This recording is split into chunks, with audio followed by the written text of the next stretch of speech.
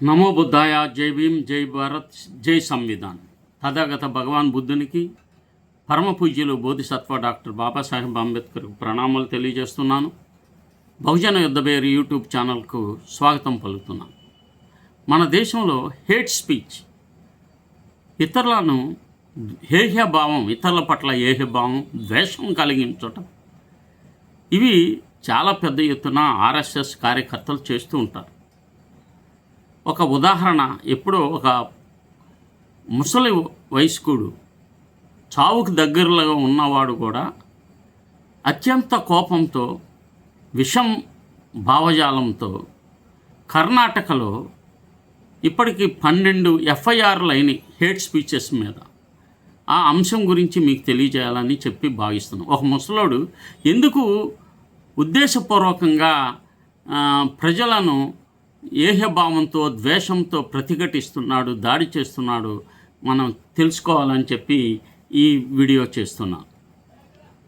కల్లాడ ప్రభాకర్ భట్పై 12 ఎఫ్ఐఆర్ల జాబితా ఉంది. Karnataka high court June 26లో విచారణ ఫిర్యాదుదారుల తరపున న్యాయవాది ఎస్ బాలన్ భట్పై 12 ఎఫ్ఐఆర్ల జాబితాను కోర్టుకు సమర్పించారు.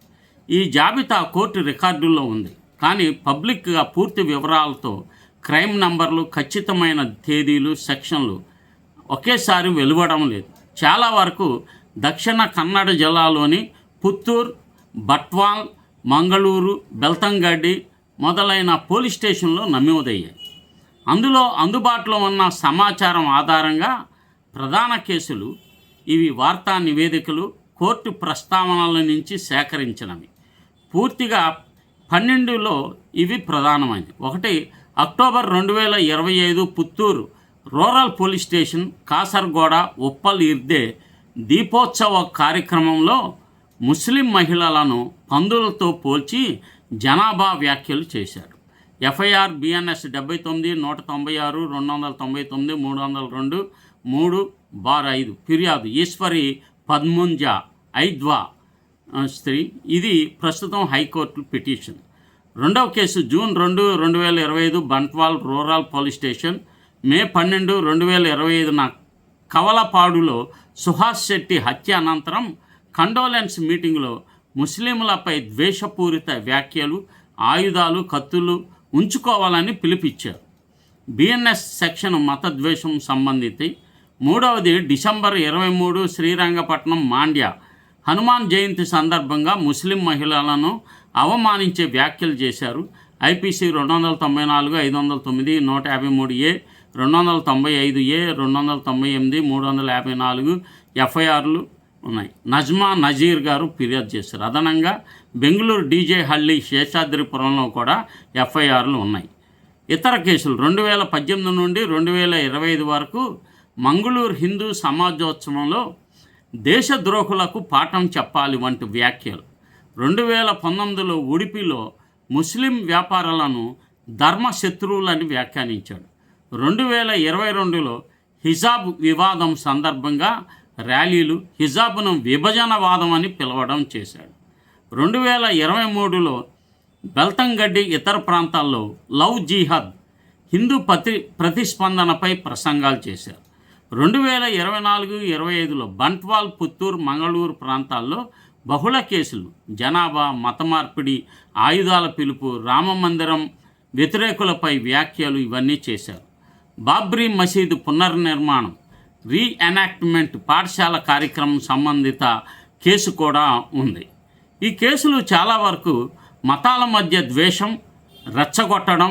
బిఎన్ఎస్ ఐపీసీ 153A, 196, 295A, 298 మహిళల ఘనతకు అవమానం, మహిళలను కించపరచడం. 79, 509 మత భావనలు గాయపరచడం. 299, 302 సెక్షన్ల కింద కూడా నమోదయ్యాయి. కొన్ని పాత కేసులు ఉన్నాయి. 2017, 2019 మధ్య హైకోర్టు రిట్ పిటిషన్లో బెల్తంగడ్డి సిసి 387/217, పుత్తూరు సిసి 1059, 2017 ప్రస్తావించవు. హైకోర్టు స్థితి కోర్టు అన్ని 12 ఎఫ్ఐఆర్లను ఒకేసారి ట్యాగ్ చేసి విచారించాలని ఆదేశించింది. తదుపరి విచారణ జూన్ 16, 2026. బట్ భవిష్యత్తులో విద్వేష ప్రసంగాలు చేయనని హామీ ఇచ్చారు. పూర్తి జాబితా, క్రైమ్ ట్రాన్స్క్రిప్షను ఇవన్నీ కూడా మనం పోలీసు రికార్డుల్లో మాత్రమే లభ్యమవుతున్నాయి. వార్తా నివేదిక సారాంశాలు మాత్రమే. ఆరోపణలు ఇంకా విచారణ దశలోనే ఉన్నాయి. ఎవరు నేరస్తులని నిరూపించబడలేదు. కనుక ఒక ముసలోడు దాదాపు అతనికి 85 నుంచి 90 సంవత్సరాల మధ్య ఉండవచ్చు. పని కట్టుకొని చావు బతుకుల మధ్య ఉండి కూడా భట్ అంటే బ్రాహ్మణుడు. భట్ ముస్లిమ్స్ కూడా ఉన్నారు. బ్రాహ్మణులు సల్మాన్ భట్, పూజా భట్ ఇలా ఉంటారు కదా. వీళ్ళందరూ కూడా బ్రాహ్మణుల నుంచి ఉన్నవాళ్ళు. వీళ్ళు చాలామంది ఆర్ఎస్ఎస్ని ఆర్గనైజ్ చేసేది వీళ్ళే. వీళ్ళు హేట్ స్పీచెస్ పెద్ద ఎత్తున ఇస్తున్నారు. కనుక ఇచ్చినప్పుడు మనం తప్పనిసరిగా వాటిని మనం మళ్ళీ ఫెరోషియస్గా వాటికి కౌంటర్గా ఇవ్వటం కాదు, వారు చేసిన దాన్ని రికార్డ్ చేసుకొని సాక్ష్యాలు సేకరించి ఎఫ్ఐఆర్లు చేయించటం, ప్రజాస్వామ్యబద్ధంగా వ్యవహరించటం మాత్రమే చేయాలి తప్ప మనం అనవసరంగా మనల్ని తిట్టిన వారిని, దూషించిన వారిని మనం మళ్ళీ పచ్చిబూతులతో తిట్టకూడదని మీకు ఈ సోషల్ మీడియా ద్వారా తెలియజేస్తున్నాను. నమో బుద్ధాయ, జై భీమ్.